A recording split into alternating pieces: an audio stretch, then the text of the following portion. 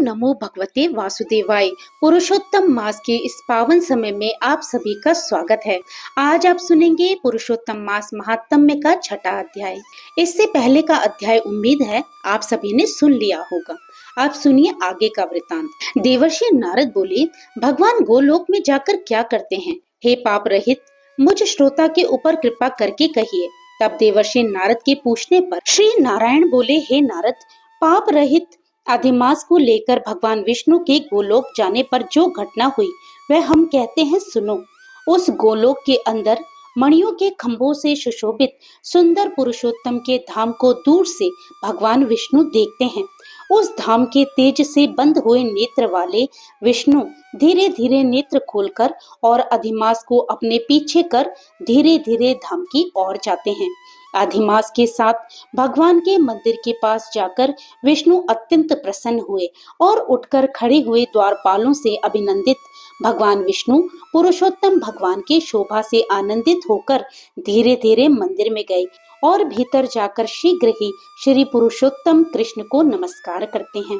गोपियों के मंडल के मध्य में रत्नमय सिंहासन पर बैठे हुए कृष्ण को नमस्कार करके पास में खड़े होकर विष्णु कहने लगे, गुणों से अतीत, गोविंद, अद्वितीय, अविनाशी, सूक्ष्म, विकार रहित, विग्रहवान, गोपों के वेश के विधायक, छोटी अवस्था वाले, शांत स्वरूप, गोपियों के पति, बड़े सुंदर, नूतन मेघ के समान श्याम, करोड़ों कामदेव के समान सुंदर, वृंदावन के अंदर रास मंडल में बैठने वाले, पीत रंग के पीतांबर से सुशोभित, सौम्य, बोहों को चढ़ाने पर मस्तक में 3 रेखा पड़ने से सुंदर आकृति वाले, रासलीला के स्वामी, रासलीला में रहने वाले, रासलीला करने में सदा उत्सुक, 2 भुजा वाले, मुरलीधर, पीत वस्त्रधारी, अच्युत, ऐसे भगवान की मैं वंदना करता हूँ।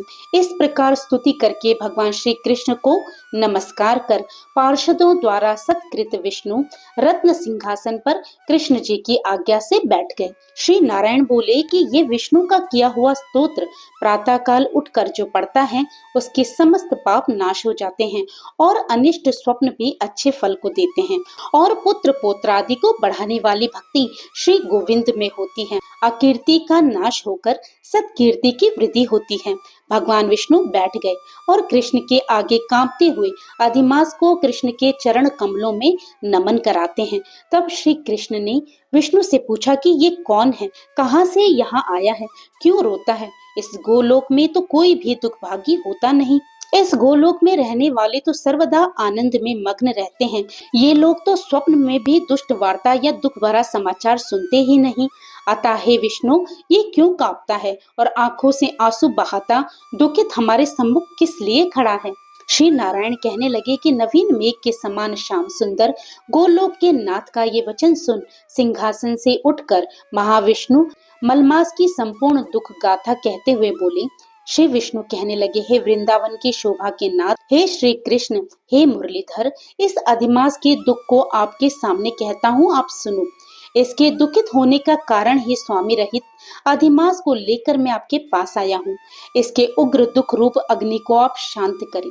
ये अधिमास सूर्य की संक्रांति से रहित है, मलिन है, शुभ कर्म में सर्वदा वर्जित है। स्वामी रहित मास में स्नान आदि नहीं करना चाहिए, ऐसा कहकर वनस्पति आदिकों ने इसका निरादर किया है। 12 मास कला, क्षण, अयन, संवत्सर आदि ने अपने अपने स्वामी के गर्भ से इसका अत्यंत निरादर किया। इसी दुखाग्नि से जला हुआ ये मरने के लिए तैयार हुआ। तब अन्य दयालु व्यक्तियों द्वारा प्रेरित होकर हे ऋषिकेश शरण चाहने की इच्छा से हमारे पास आया और कांपते कांपते घड़ी घड़ी रोते रोते अपना सब दुख जाल इसने कहा। इसका ये बड़ा भारी दुख आपके बिना टल नहीं सकता, अतः इस निराश्रय का हाथ पकड़कर आपकी शरण में लाया हूँ। दूसरों का दुख आप सहन नहीं कर सकते, ऐसा वेद जानने वाले लोग कहते हैं। अतएव इस दुखित को कृपा करके सुख प्रदान कीजिए। हे जगतपति, आपके चरण कमलों में प्राप्त प्राणी शोक का भागी नहीं होता है, ऐसा वेद जानने वालों का कहना कैसे मिथ्या हो सकता है? मेरे ऊपर कृपा करके भी इसका दुख दूर करना आपका कर्तव्य है, क्योंकि सब काम छोड़कर इसको लेकर मैं आया हूँ। मेरा आना सफल कीजिए। बारंबार स्वामी के सामने कभी भी कोई विषय नहीं कहना चाहिए, ऐसी नीति के जानने वाले बड़े बड़े पंडित सर्वदा कहा करते हैं। इस प्रकार अधिमास का सब दुख भगवान कृष्ण से कहकर हरि कृष्ण के मुख कमल की ओर देखते हुए कृष्ण के पास ही हाथ जोड़कर खड़े हो गए। ऋषि लोग बोले, हे सूत जी, आप दाताओं में श्रेष्ठ हैं, आप दीर्घायु हो, जिससे हम लोग आपके मुख से भगवान की लीला के कथा रूप अमृत का पान करते रहे। हे सूत जी, गोलोकवासी भगवान कृष्ण ने विष्णु के प्रति फिर क्या कहा और क्या किया इत्यादि लोकोपकारक विष्णु कृष्ण का संवाद सब आप हम लोगों से कहिए। परम भगवत भक्त नारद ने नारायण से क्या पूछा? हे सूत जी, इसको आप इस समय हम लोगों से कहिए। नारद के प्रति कहा हुआ भगवान का वचन तपस्वियों के लिए परम औषधि है। तब श्री सूत जी महाराज जी ने आगे क्या कहा, ये आप अगले अध्याय में अवश्य सुनिएगा। याद रखिए भक्तों, भगवान की कथा केवल सुनने के लिए नहीं होती, बल्कि जीवन बदलने के लिए होती है। जो व्यक्ति श्रद्धा, विश्वास और नियम से पुरुषोत्तम मास की कथा सुनता है, भगवान श्री कृष्ण धीरे धीरे उसके जीवन के सभी बंद मार्ग खोलने लगते हैं।